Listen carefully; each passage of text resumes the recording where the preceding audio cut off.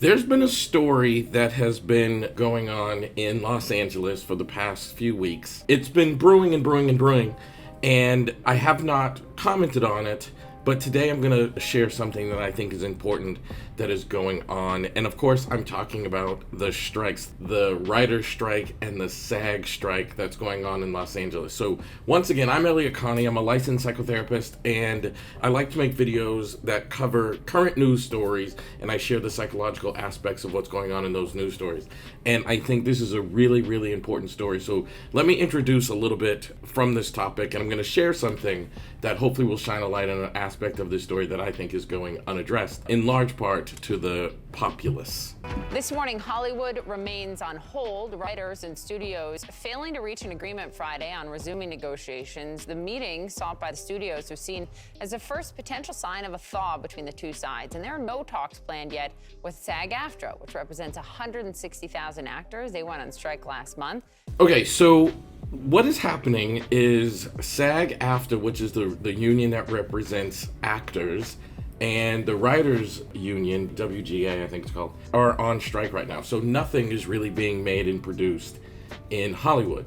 Now, this past weekend, I was around a major Hollywood celebrity, a woman by the name of Tiffany Haddish. I spent several days with Tiffany as she did a comedy tour, or a comedy stop, I should say, in San Jose, California. And it was obvious to me when I was talking to people in the audience in attendance to this comedy special that they are upset at the actors for being on strike. Like, they were bothered by the actors being on strike and not continuing to make money. And it felt a lot like they thought these spoiled actors are striking because they want more money.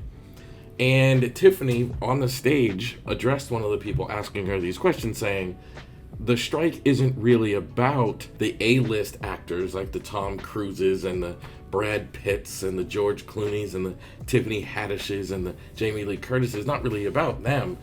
The A-listers are striking in solidarity with the people that are actually benefiting from this strike. The simple truth is about actors, the average salary for an actor, including the A-listers that make millions, the average salary is $65,000 a year, and 86% of actors represented by the union make less than $26,000 a year, which does not qualify them for health insurance benefits. So that is who this strike is about. It's not about the A-listers, it's about the people that are really struggling to make a living and even living below the poverty line in a city like Los Angeles. And the truth is, the business model changed while all of this was happening. And let me give you an example of what I mean by that. And I want to tell you why the psychology of this, I think, is really important. For years, the way that actors got paid was they got paid to be on a television show or series, and then they made residual income on the advertisements that the show generated in reruns and syndication and all those things. Well, in the last decade or so, streaming platforms have exploded. So now the networks are taking their shows, they're putting on streaming platforms where there are no advertisements, and the actors are not getting any money from the movie or TV show being placed in a streaming platform. So that's what the strike is about. Now that the business model has changed, the actors need to be compensated in a way where they can make a quality, livable living. So what does this have to do with psychology? The thing that I want to highlight here is curiosity, and how important it is that as consumers of information, we avail ourselves to as much information about a given topic as possible before forming an opinion. I've had several videos go viral, and I remember I did an interview, a large interview with millions and millions of subscribers to this platform's YouTube channel. And some of the comments on this interview were just brutal, like really, really nasty stuff. And I contacted the host of the person who did the interview, and I was like, man, like, this is crazy. And he said, remember, most people didn't even watch the video. They're just commenting based on their subjective experience of the title of the video. And even on my own YouTube channel, I can see the analytics, and the average person watches like 40% of a video. And I was like, wow, that's crazy. And I contacted people in the industry, and they said, yeah, that's actually pretty normal.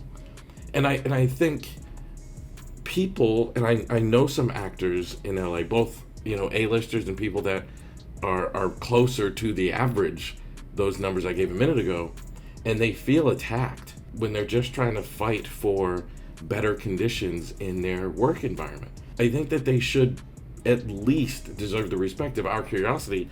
And before you form an opinion and start saying things based upon incomplete information or even wrong information, we should allow our curiosity to take hold and research the topic before we start forming opinions and posting videos or commenting and things like that. The information is available to you, and if you avail yourself to it and you consume it, you will see that this is not about greed. It's about what is right and what is fair.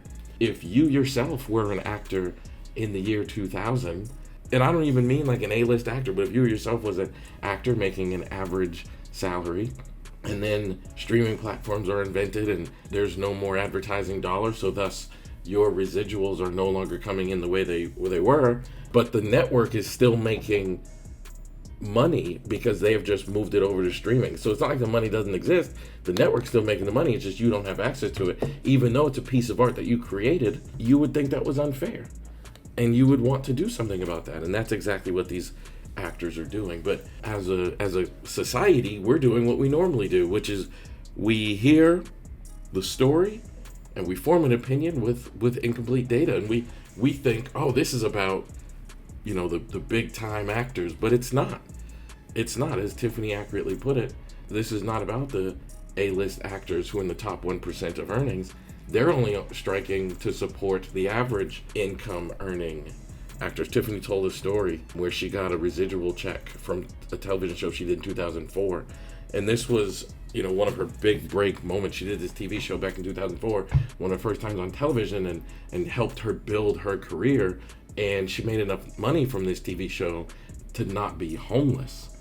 And she was telling a story how she recently got a residual check from that show recently. Now remember, back in 2004, this was a television show that allowed her to no longer be homeless. It wasn't the deal that, you know, made her the big star that she was, but it was a significant stepping stone, because now that she's not homeless, she can focus on doing other things, and the career builds from there.